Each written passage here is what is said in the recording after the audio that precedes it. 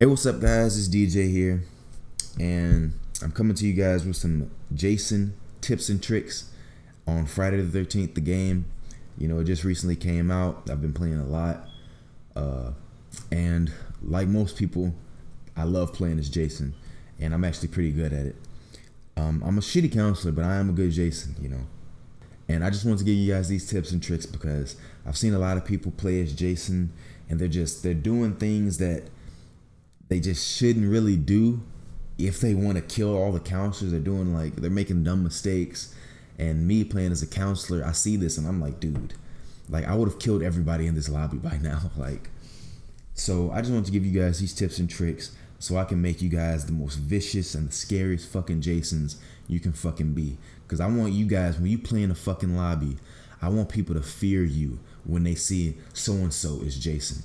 I want them to fear you. That's how I want you to be my young Jedi. So I'm gonna be your master. Let's just role play real quick. So just listen to me, young one. Listen to me. So the first tip I want to give you guys, which is very important. This is very important.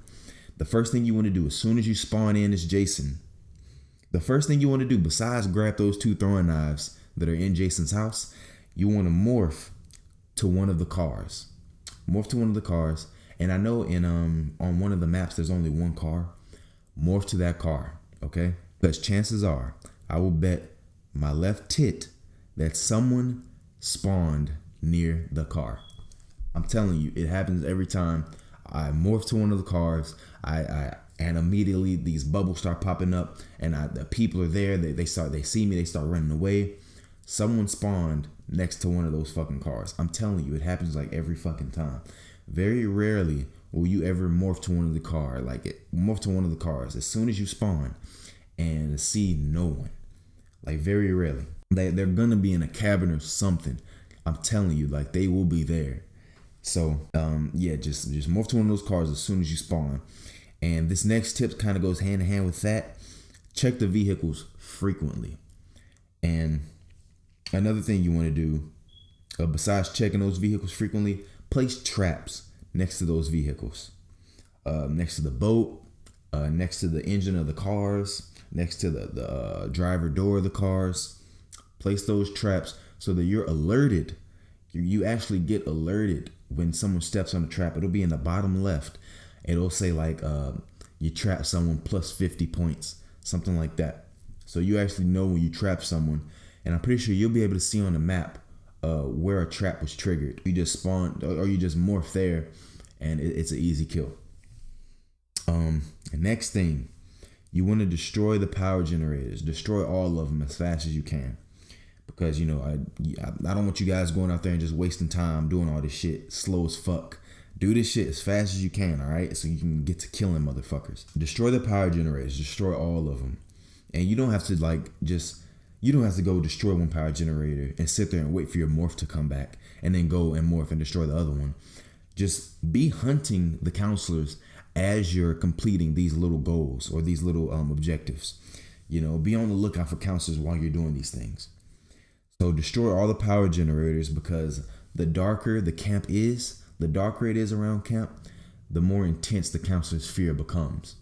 So when you destroy a power generator and you hear counselors inside a cabin and they're like, oh my God, what was that? And you can hear them being afraid, it makes it a lot easier for you to sense them with your sensibility than, if it was if the lights were just on in the cabin and shit like that. So when it's darker, they become a lot more afraid. And I'm sure you've experienced it playing as a counselor. I've experienced it where I'll be in a cabin and Jason will cut the power. My counselor starts freaking the fuck out, etc., etc. And it even happened, I was in the middle of calling the fucking police and Jason cut the power. But that really increased my counselor's fear. My counselor was freaking the fuck out. So yeah, you really want to cut the power to all the generators, because the darker it is around camp, the more intense counselor's fear becomes. So as far as I know, I'm not really sure if the counselors can repair the generators. I've never done it. I've never seen anyone do it. And I've been playing as Jason, and I'll check on the generators periodically. and I've never seen anyone attempting to repair them. Every time I check on them, they're still broken. But let me know if you can repair them. Let me know in the comment section below if the generators can be repaired. But that gives me all the more reason to place traps next to the generators. That's next tip, place traps next to the generators. If you have traps to spare, place them next to the generators. But that's only if the counselors can repair the generator. If they can't, don't bother, Save your traps for something more useful. Another thing to set traps next to is the fuse box. The fuse box is definitely the easiest way to escape as a counselor, because all you have to do is find a fuse. Then you just gotta find the fuse box, and then you just gotta find the phone, which fucking a vast majority of the time, the phone is in the same house that the fuse box is connected to. So all you gotta do is find the fuse box. Find the fucking fuse, find the fuse box, and if you find the fuse box, the phone's in the fucking house. So that's a biggie. As Jason, you really want to patrol the fuse box and make sure that no one's trying to repair that. And that's a big thing that you want to place traps next to. Place 1 or 2 traps next to it. I usually only put 1, but place 1 or 2 next to it if you want to. You can place a second. And recently I started doing that. I placed, because I had traps to spare because I was on the map and only had 1 car. So I was like, I'm gonna try something. So I tried putting 2 traps next to the fuse box. And when someone stepped on the fucking trap, and like as soon as they stood up, they must have moved and they stepped on the next one immediately, and it was a kill. It was kind of fucking hilarious. But yeah, that wasn't what I intended it to be for. I intended it to be for the first trap scares them off, and then maybe someone else comes along and they step on that trap. But yeah, or like someone steps on the trap and you morph to it, you kill them, and then later on in the game someone else steps on the second trap, and it just makes it way too easy to kill them. So that's why I use that strategy, but I don't really use that often. But yeah, place traps next to the fuse box, because that's definitely the easiest way to escape Jason calling the police. It's by far the easiest way. It requires less items. It requires less energy. It requires less running around the fucking map. Yeah, patrol that fuse box. Break windows and doors. So you want to break the windows because broken windows can damage counselors. So here's a scenario. Let's say you throw a knife to counselor. So he's already hurt, but he's not injured to the point where he's limping. And then he runs into a cabin, and you break the windows. He climbs out of one of these windows and he further damages himself. He cuts himself on the glass, and then he'll start limping, or at least there's a chance he'll start limping. And that'll make it a lot easier for you to catch that bastard than it would have if he was fucking, running full speed ahead. So breaking windows makes it very easy to damage counselors. And a lot of the times it'll force them to use their little health sprays, which is good because you don't want them to use it later on in the game and shit like that. So do that, break the windows, and they'll hurt themselves trying to crawl out of the windows, and hopefully they'll start limping, so it'll make it a lot easier for you to catch up to them and to, fucking perform some epic ass grab executions on them, fucking crush some skulls and rip some fucking jaws apart, shit like that. And also breaking doors. Breaking doors is like the best way to go, especially when you're playing as Jason. Just go ahead and break the fucking doors that haven't been locked, or like the doors that only require 1 hit, like the doors, the really skinny doors with a big ass square glass thing in them, the glass design. Those only take 1 hit. So break down all the doors. And when doors aren't locked, I don't know if you guys knew this, but when doors aren't locked, it only takes 2 hits to break them down. So it's a lot quicker. It literally only takes you like a second to do it. So go ahead and do that, and breaking those doors down, that will result in, later on in the game, if a counselor fucking tries to hide in that fucking cabin like a little baby back bitch, you can just walk right in that motherfucker like you own it. Just walk right in. You already broke the door down previously. So that really makes it a lot easier. That results in easier access, breaking down doors in advance.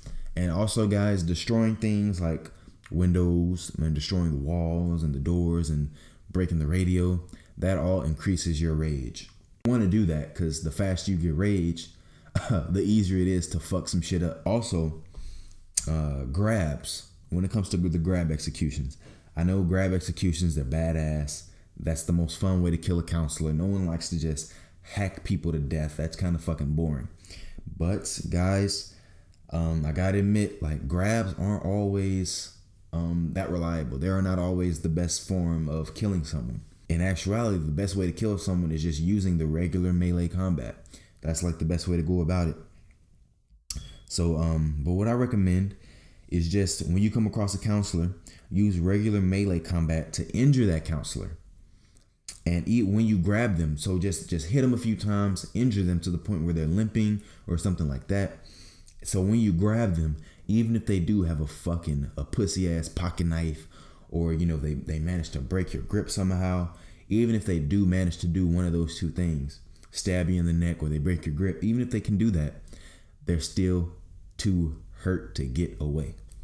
So that's why you want to swing first, grab them last.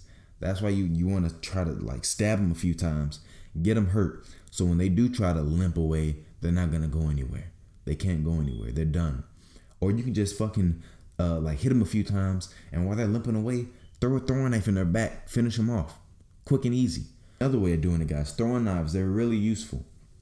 If you damage someone and they're trying to get away from you and they're limping, throw that fucking throwing knife in the back of their fucking neck. Just go ahead and do it. Get it over with. Quick, easy, and just go on to the next counselor. Just get it over with as quick as possible. There's no need to spend fucking 5 minutes chasing one counselor. You know what I mean?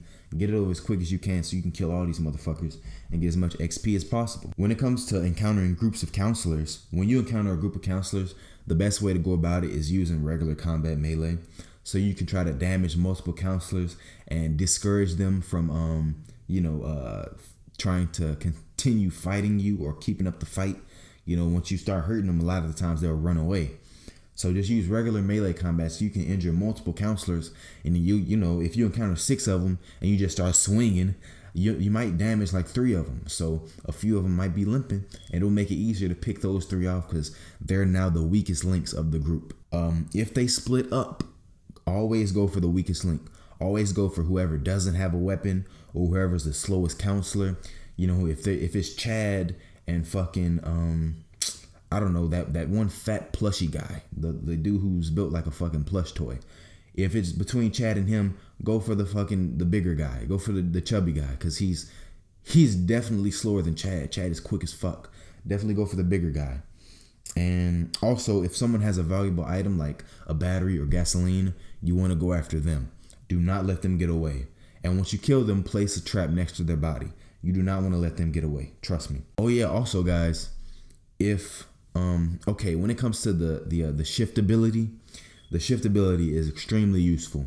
So a lot of people don't know how to do this, and I'll admit, when I first started playing Jason, I did this a lot. You'll be chasing a counselor down, and you use your shift ability, but you go in front of them, and then you have to swerve around and try to fucking just keep doing circles until you stop. You don't have to do that stupid shit. You don't have to do that. The way that I know you guys have seen it on YouTube. People will do it, and they'll use their shift ability, and they'll stop right behind the counselor. And I'm sure you've seen it in my fucking video that I have playing in the background, my gameplay. I do it, and I'm pretty good at it. What you do is, when you use shift ability, the way you use it is R1 or RB on Xbox, and square or X or whatever it is on Xbox. I forgot. So you use that to use the fucking ability. And when you're hawking these motherfuckers down, when you're actually chasing somebody, let go of those buttons. And when you're ready to stop, press them again simultaneously, and you will stop right there on that fucking spot. Or what you couldn't, I'm pretty sure that you can just use the ability, then let go. Then you can press RB or R2 or whatever, and just press X or square or whatever button you have to use. And I'm pretty sure that'll make you stop. One of those two ways helps you stop. I'm not sure, I don't pay attention. It's like a reflex. I just do it. But I usually just press R2 and square when I want to stop. And then that's how you do it. That's how you guys just stop on a dime when you're using your shift ability. I know a lot of guys don't know how to use that. I know a lot of guys don't know how to do that. So I'm just letting you guys know that that is how you do it, and that will make your life a lot easier, so you don't have to fucking fly in front of somebody and you're fucking doing circles like it's a goddamn circus out this bitch. Those are all the tips I have for you guys right now. If I do think of any more tips for Jason, I'll come up with a part 2, and I'm thinking of some tips and tricks for counselors, you know, but I mean, a lot of those tips and tricks are kind of common sense, you know. God damn it, dude, I cannot fucking talk. My tongue is like double knotted. A lot of those tips and tricks for counselors are common sense. So I don't know if I'm going to put out a tips and tricks for that, but I might just go ahead and do it just for fun.